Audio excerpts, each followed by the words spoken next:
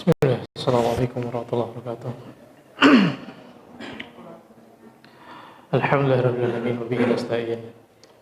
Wassalatu wassalamu ala asrofil anbiya'i wal mursalin wa ala alihi wa ashabihi wa man tabi'ahum bi ihsanin ila yaumiddin. Qala Allah tabaraka wa ta'ala fi kitabihil karim, ya ayyuhalladzina amanu taqullaha haqqa tuqatih wa la tamutunna illa wa antum muslimun. Wa qala jalla fi ula, ya ayyuhan nasu taqu rabbakum alladzi khalaqakum min nafsin wahidah wa khalaqa minha zawjaha wa batha minhuma rijalan katsiran wa nisaa'a wattaqullaha alladzi tasaaluna bihi wal arham innallaha kana 'alaikum raqiba. Wa qala aidan, ya ayyuhalladzina amanu taqullaha wa qulu qawlan sadida yuslih lakum a'malakum wa yaghfir lakum dhunubakum wa may yuti'illaha wa rasulahu faqad faza fawzan 'azima. Amma ba'd. Alhamdulillah, segala puji dan syukur kepada Allah Subhanahu wa taala atas kenikmatan-kenikmatan dan karunia-karunia yang Allah Subhanahu wa taala berikan kepada kita semua. Tidak lupa semoga salawat dan salam semoga senantiasa Allah Subhanahu wa taala berikan kepada Nabi Muhammad sallallahu alaihi wasallam, diberikan kepada para sahabatnya, diberikan kepada keluarganya, juga diberikan kepada seluruh orang-orang yang mengikuti petunjuk beliau dengan baik sampai kelak datangnya hari kiamat. Melanjutkan pembahasan kita dari kitab Al-Buyu, dari kitab Al-Wajiz yang ditulis oleh Syekh Abdul Latif Al-Badawi, semoga Allah Subhanahu wa taala merahmati beliau, sampai pada pembahasan tentang mudharabah. Saudara sekalian yang dimuliakan oleh Allah Subhanahu wa taala, merupakan sesuatu yang umum di kalangan kita semua, bahwasanya setiap orang itu menginginkan pertambahan di dalam harta yang dia miliki. Allah Subhanahu wa taala yang telah memberikan rizki kepada seseorang. Bahkan semua makhluk yang hidup di atas muka bumi ini rizkinya datangnya dari Allah Subhanahu wa taala. Dan Allah Subhanahu wa taala telah menyebutkan hal tersebut di dalam firman-Nya, "Wa ma min dabbatin fil ardi illa 'alallahi rizquha." Tidaklah ada satupun yang hidup yang berjalan di atas muka bumi ini kecuali rizkinya di tangan Allah Subhanahu wa taala, atau Allah Subhanahu wa taala memberikan rizkinya. Dan sebagai manusia, di antara sifat-sifat manusia itu menginginkan untuk mendapatkan sesuatu yang lebih. Hal ini sebagaimana dikatakan oleh Nabi SAW. Jika seorang diberikan satu gunung emas, dia akan menginginkan satu gunung yang lain. Dan tidak ada yang bisa memenuhi perut dari anak Adam kecuali tanah. Ini sifat manusia, ingin mendapatkan yang lebih.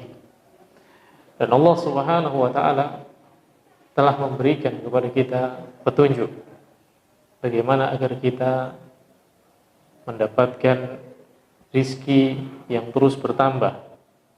Di antara caranya adalah dengan bersyukur kepada Allah Subhanahu wa taala. Yang mana Allah Subhanahu wa taala telah sebutkan, wa ta'adzana rabbukum la in syakartum la azidannakum wa la in kafartum inna adzabi lasyadid. Kalau kalian semua bersyukur, maka niscaya aku akan tambahkan kenikmatan-kenikmatanku kepada kalian. Dan apabila kalian kufur, maka ketahuilah sesungguhnya azabku amat sangat pedih.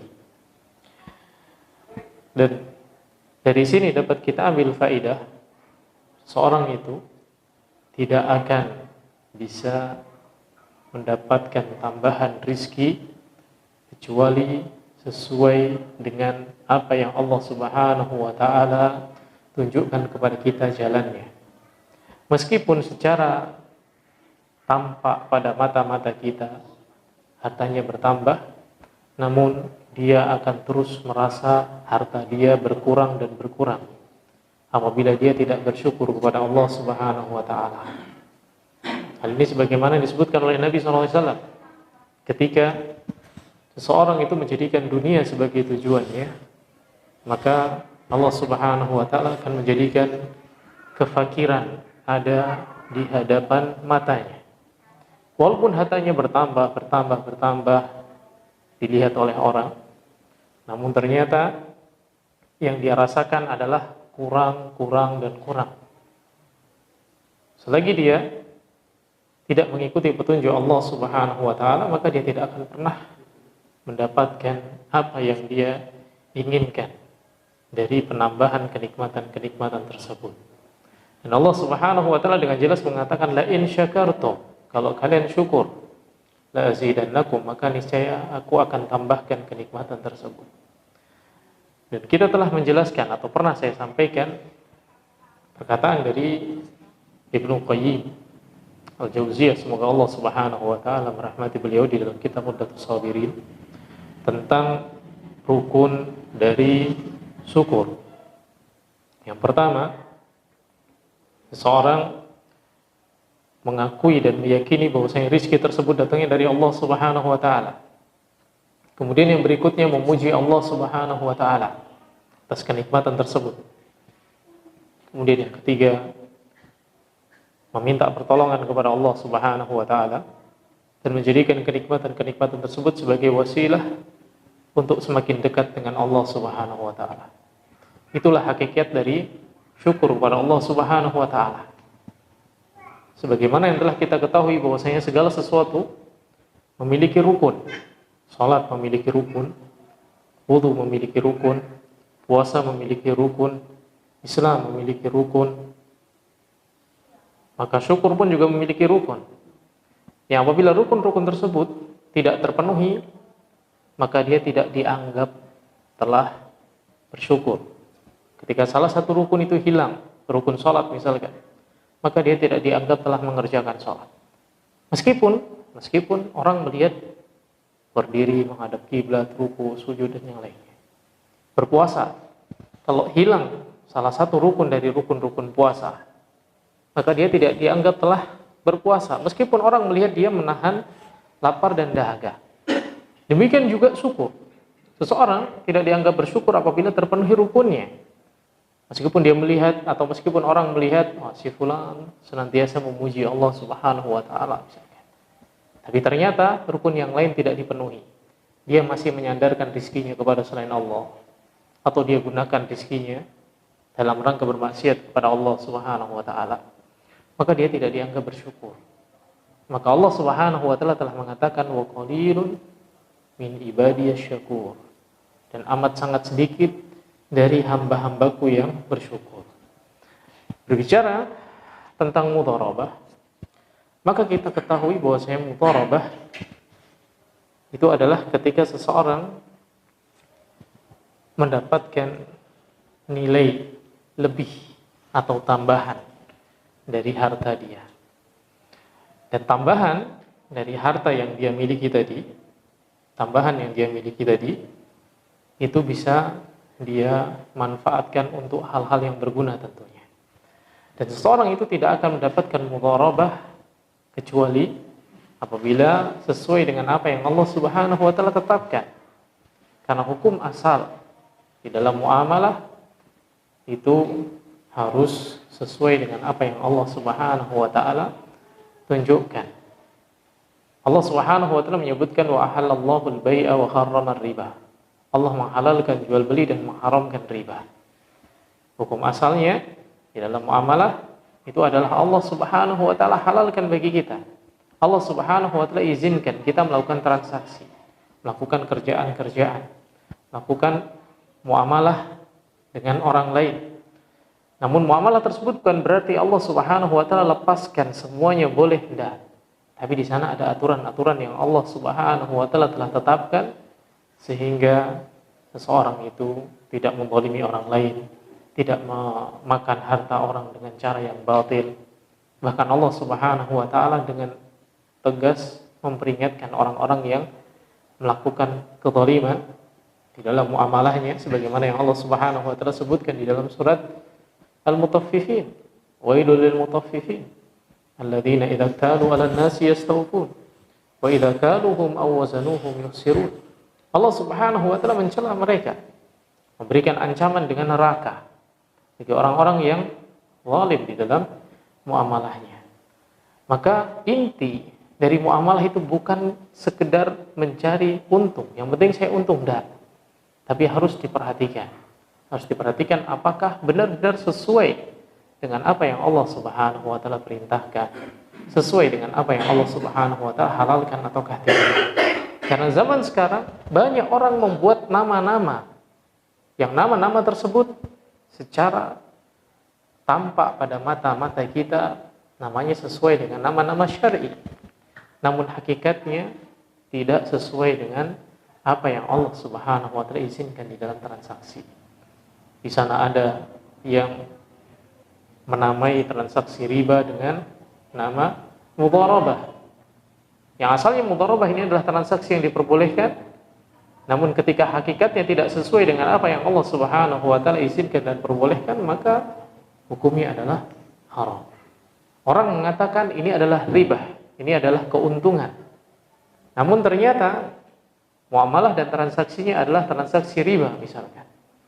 Maka hakikat asalnya dia adalah haram, meskipun namanya adalah riba atau keuntungan, atau mudharabah dan yang lainnya. Maka kita harus mengetahui dan memahami mana mudharabah yang benar-benar diizinkan oleh syar'i dan mana yang hanya sekedar nama saja. Dan pengertian dari mudharabah,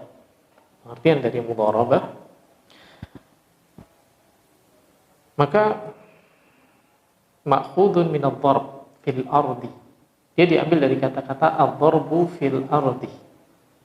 Hal ini sebagaimana yang Allah Subhanahu wa taala sebutkan, wa akharuna yadribuna fil ardi yabtaghuna min fadlillah, dalam surat Al-Muzammil. Wa akharuna yadribuna fil ardi yabtaghuna min fadlillah. Dan dia Allah Subhanahu wa taala mengetahui bahwasanya di antara kalian ada orang-orang yang berjalan di atas muka bumi ini dan mencari karunia dari Allah. Yadribuna fil ardi yabtaghuna min fadlillah. Jadi kata-kata al-darbu fil ardi atau al-mudharabah diambil dari kata al-darbu fil ardi,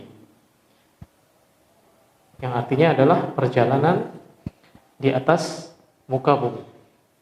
Dan biasanya mereka mengatakan atau menggunakan istilah al-darbu fil ardi itu adalah dalam rangka untuk berniaga, safar untuk berniaga. Jadi orang-orang Arab itu menggunakan istilah al-darbu fil ardi itu untuk berjalan di atas muka bumi dalam rangka berniaga.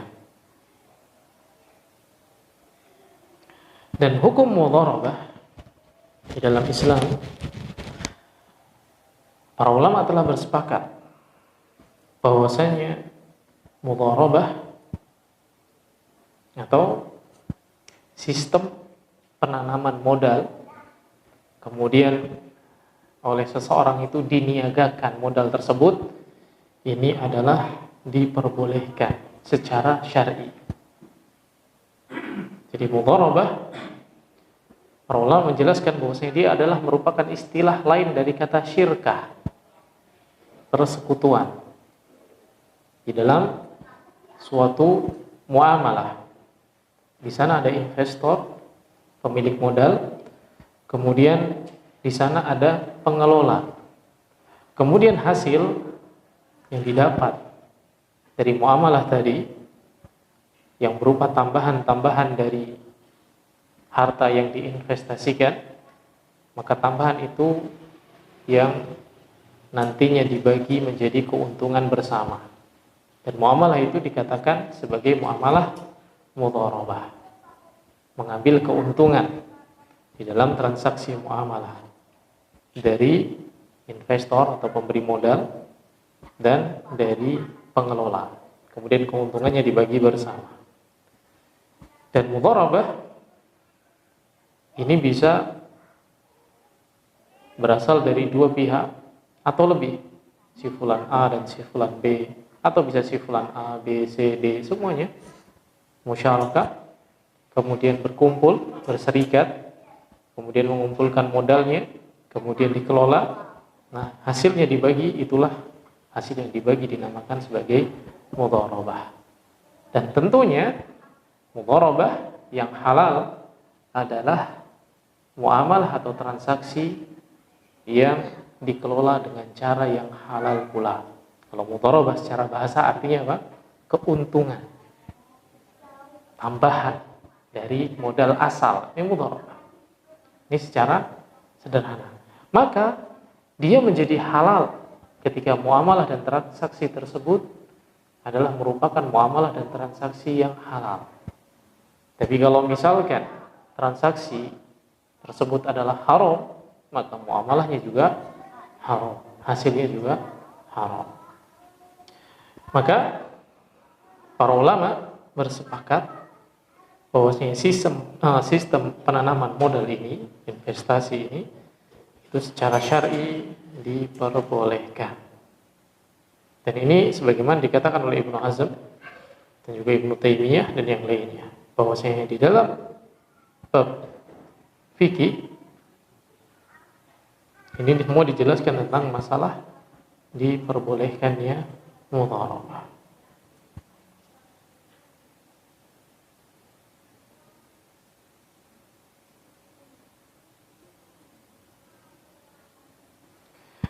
Apa hikmah dari disyariatkannya mudharabah?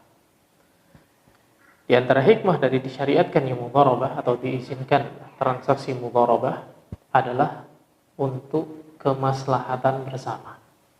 Karena terkadang seseorang memiliki harta yang lebih, namun tidak memiliki kemampuan atau waktu untuk menjaga, untuk mengembangkan, untuk memanfaatkan harta tersebut. Kemudian terkadang ada orang yang memiliki kemampuan, memiliki keterampilan, kelihayan, namun dia tidak memiliki modal. Sehingga di dalam muamalah tersebut maka mereka bisa saling berbagi manfaat. Jadi saling bisa berbagi manfaat. Ini diantara hikmah dari mudharabah. Dan mudharabah ini gambaran awal terlebih dahulu. Mudharabah terbagi menjadi dua. Di sana ada mudharabah mutlak dan juga ada mudharabah muqayyad. Mudharabah mutlak bebas artinya adalah dalam hal ini pemilik modal menyerahkan kepada pengelola tanpa pembatasan jenis usaha. Ini aku punya modal, aku berikan kepada kamu. Silahkan kembangkan, pokoknya usahanya halal. Itu adalah mutlak, bebas, tanpa batasan jenis usaha, tanpa batasan waktu tertentu. Pokoknya silahkan dikembangkan dengan cara yang halal. Tentunya untuk mewujudkan kemaslahatan bersama. Ini mudharabah mutlak. Kemudian yang kedua adalah mudharabah muqayyad. Jenis usahanya telah ditentukan, modal usahanya, tempatnya, waktunya, semuanya telah ditentukan. Ini yang muqayyad. Maka dua hal ini semuanya boleh. Yang membedakan adalah yang satu terikat dengan jenis usaha. Misalkan si fulan A, aku misalkan punya keahlian reparasi motor misalkan, atau reparasi mobil, tapi nggak punya alat-alat untuk buka bengkel. Akhirnya ada si fulan, dia ngasih modal untuk pengadaan alat-alat tadi, nanti keuntungan dari muamalahnya itu dibagi bersama. Nah, ini adalah muqayyad, jelas. Ada jenis usaha yang disepakati. Sedangkan mutlak, nah ini aku punya modal, silahkan kamu manfaatkan, silahkan dikembangkan untuk kemaslahatan bersama. Ini yang mutlak. Jenis mudharabah itu ada dua. Dan sekali lagi, mudharabah secara asal itu adalah sesuatu yang diperbolehkan secara syar'i. Sehingga muamalahnya pun kembali kepada bagaimana dan seperti apa dia dikerjakan atau dilaksanakan.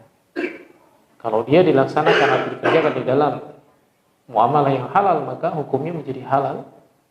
Kalau dia dilaksanakan atau usahanya adalah usaha yang haram, maka dia adalah mudharabah yang haram.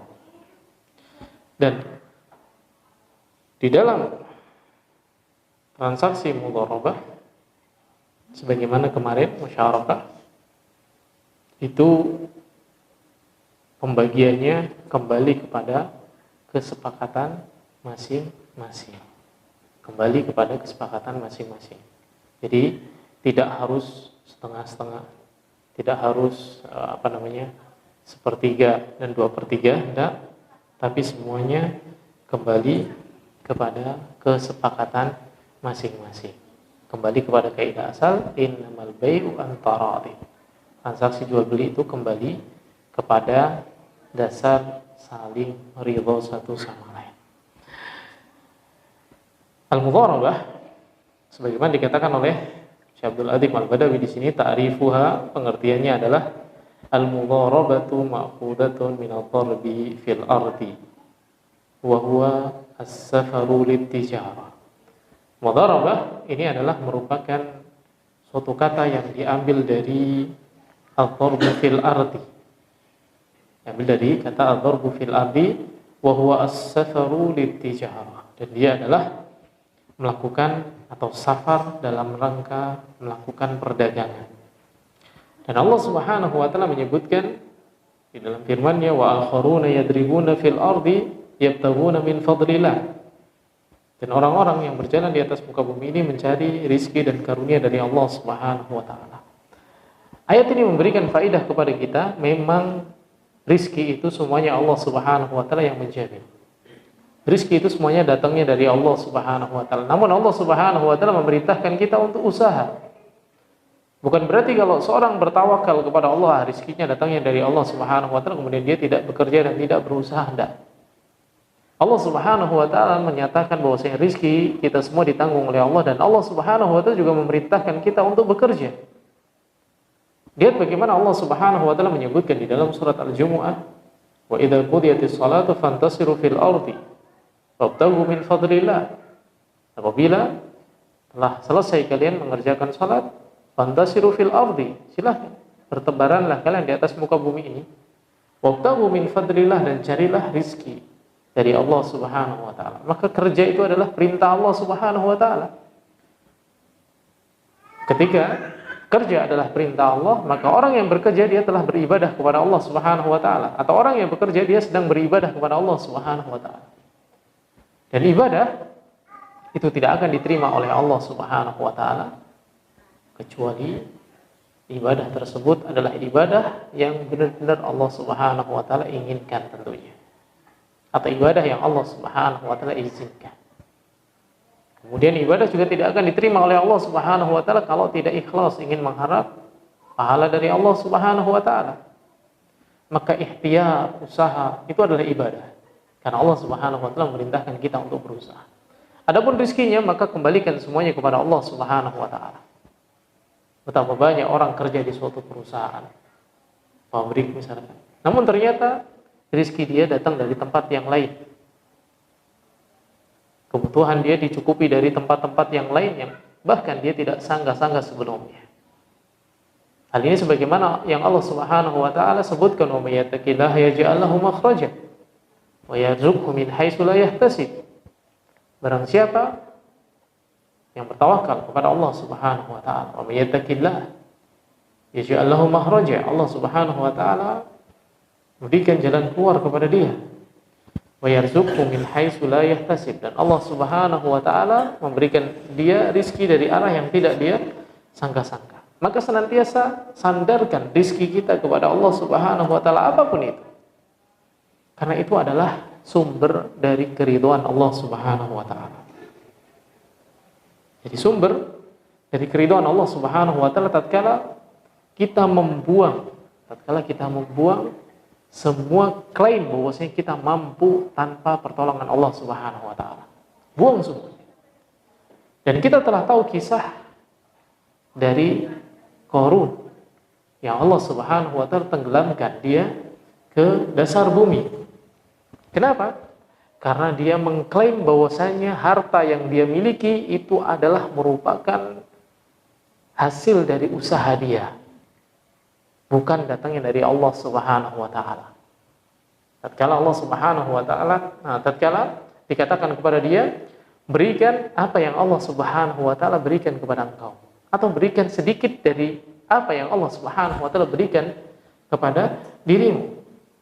Maka dia pun membantahnya, ini semua adalah hasil dari usahanya sendiri. Dia kufur kepada Allah Subhanahu wa taala, tidak mengakui bahwasanya rezeki itu datangnya dari Allah Subhanahu wa taala. Maka Allah Subhanahu wa taala tenggelamkan dia ke dasar bumi. Dan ketika seseorang senantiasa mengakui segala sesuatu datangnya dari Allah Subhanahu wa taala, maka Allah Subhanahu wa taala akan datangkan keberkahan yang banyak. Kita ambil contoh makan saja. Makan. Sudahkah kita dalam makan kita senantiasa mengakui bahwasanya makanan itu datangnya dari Allah Subhanahu wa taala, bukan hasil dari usaha kita? Sudahkah ketika kita makan, kita memuji Allah Subhanahu wa taala setelah makan? Mengucapkan alhamdulillah misalnya. Sebagaimana dikatakan oleh Nabi SAW, innallaha la yarda, sesungguhnya Allah Subhanahu wa taala akan meridhoi. Siapa yang Allah Subhanahu wa taala ridhoi? Orang yang makan makanan kemudian memuji Allah Subhanahu wa taala atas makanan tersebut. Atau yashrab syurbatan, dia minum minuman, ayahmaduhu alaiha, kemudian dia memuji Allah Subhanahu wa taala atas minuman tadi. Memuji Allah Subhanahu wa taala ini adalah awal dari menyandarkan segala sesuatu kepada Allah Subhanahu wa taala, menghilangkan rasa ini minuman hasil usaha saya, minuman hasil racikan saya beli minuman dari uang saya sendiri. Menghilangkan dari rasa mampu dan tidak bergantung kepada Allah Subhanahu wa taala. Dan bahkan Nabi SAW mengajarkan kepada kita satu doa yang membuat kita terus-menerus menyadarkan diri kita bahwasanya kita tidak memiliki daya dan upaya kalau tidak dibantu dan tidak ditolong oleh Allah Subhanahu wa taala. Dan keutamanya sangat besar. Sebagaimana dalam hadis yang diriwayatkan oleh Imam Abu Dawud dan juga Imam Tirmidzi, bahwasanya Nabi SAW mengatakan, man akala ta'aman, barang siapa yang memakan makanan, faqala, dan dia mengucapkan alhamdulillahilladzi at'amani hadza, alhamdulillahilladzi, segala puji bagi Allah Subhanahu wa taala yang at'amani hadza, memberikan makan ini kepada diriku, warzaqanihi, dan memberi rizki kepadaku. Allah Subhanahu wa taala yang memberi makan dia, Allah yang memberikan rizki kepada dia, min ghairi haulin minni wala quwwah, tanpa sedikit pun ada campur tangan dari daya dan upaya diriku. Enggak mampu, kita enggak mampu makan. Kita enggak mampu mengambil makan tersebut kalau tidak ditolong oleh Allah Subhanahu wa taala. Min ghairi haulin minni wala quwwah, tanpa sedikit pun ada daya dan upaya dari kita. Maka kalau misalkan kita mendapatkan rizki, maka rizki itu murni datangnya dari Allah Subhanahu wa taala, bukan dari kuasa kita. Sekeras apapun kita bekerja, kalau Allah Subhanahu wa taala tidak memberikannya, kita tidak akan mendapatkan apapun. Jadi sebanyak apapun makanan yang kita ambil, ketika Allah tidak menjadikan makanan tersebut rizki bagi kita, maka itu tidak akan menjadi rizki bagi kita. Maka doa yang diajarkan oleh Nabi SAW ketika selesai makan, maka memuji Allah, alhamdulillahilladzi at'amani hadza wa razaqanihi min ghairi haulin minni wala quwwah. Dia sandarkan semuanya kepada Allah, dikembalikan kepada Allah Subhanahu wa taala. Pertama, mengakui bahwasanya ini datangnya dari Allah Subhanahu wa taala. Kedua, memuji Allah Subhanahu wa taala. Ketiga, tidak makan kecuali yang Allah Subhanahu wa taala halalkan. Ini bentuk syukur. Bentuk syukur kepada Allah Subhanahu wa taala. Dan orang yang bersyukur enggak akan pernah rugi. Bagaimana yang tadi kita sebutkan, orang yang bersyukur nggak akan pernah rugi. Dan apa yang Allah Subhanahu wa taala janjikan sebagaimana disebutkan oleh Nabi SAW dalam hadis ini, ghufira lahu ma taqaddama min dhanbi. Allah Subhanahu wa taala akan ampuni dosa-dosanya yang telah lalu. Makan. Kemudian memuji Allah. Kemudian mengakui bahwasanya kenikmatan tersebut datangnya dari Allah. Kemudian setelah itu dosa-dosanya diampuni oleh Allah Subhanahu wa taala. Karunia yang sangat besar yang Allah Subhanahu wa taala berikan kepada dia. Maka saudara sekalian yang dimuliakan oleh Allah Subhanahu wa taala, senantiasa sandarkan segala sesuatu kepada Allah Subhanahu wa taala, dari rizki-rizki kita, dari kerjaan-kerjaan kita. Sandarkan semua rizki kita kepada Allah Subhanahu wa taala, jadikan kerjaan kita sebagai wasilah untuk mendapatkan ridhonya Allah Subhanahu wa taala. Dan itu adalah bentuk syukur kita kepada Allah Subhanahu wa taala. Dan Allah Subhanahu wa taala menyebutkan wa akharuna yadribuna fil ardi yabtaghuna min fadlillah.